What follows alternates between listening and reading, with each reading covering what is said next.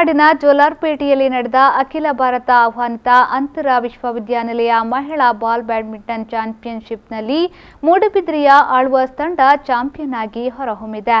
ತಂಡದ ಜಯದಲ್ಲಿ ಕಾವ್ಯ, ಎಂಆರ್, ರಂಜಿತಾ ಹಾಗೂ ಯಶಸ್ವಿನಿ ಪ್ರಮುಖ ಪಾತ್ರ ವಹಿಸಿದ್ರು. ಫೈನಲ್ ಪಂದ್ಯದಲ್ಲಿ ಆಳ್ವಾಸ್ ತಂಡ ಚೆನ್ನೈನ ಎಸ್ಆರ್ಎಂ ವಿಶ್ವವಿದ್ಯಾನಿಲಯದ ವಿರುದ್ಧ 35-31, 35-27 ಅಂತರದಲ್ಲಿ ಗೆದ್ದು ಮಹೀಂದ್ರನ್ ಸ್ಮಾರಕ ಟ್ರೋಫಿ ಗೆದ್ದುಕೊಂಡಿತ್ತು.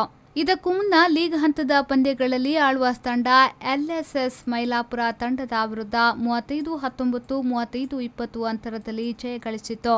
ಎಸ್ಆರ್ಎಂ ವಿಶ್ವವಿದ್ಯಾನಿಲಯದ ತಂಡದ ಪವಾಯ್ಸ್ ನಮಕ್ಕಲ್ ತಂಡದ ವಿರುದ್ಧ 35-34, 38-36 ಅಂತರದಲ್ಲಿ ಜಯಗಳಿಸಿತು. ನಮಕ್ಕಲ್ ತಂಡದ ವಿರುದ್ಧ ನಡೆದ ಪಂದ್ಯದಲ್ಲಿ ಆಳ್ವಾಸ್ ತಂಡ 35-27, 35-32 ಅಂತರದಲ್ಲಿ ಜಯಗಳಿಸಿತು. ದೇಶದ ವಿವಿಧ ಭಾಗಗಳಿಂದ ಒಟ್ಟು 12 ತಂಡಗಳನ್ನು ಆಹ್ವಾನಿಸಲಾಗಿತ್ತು.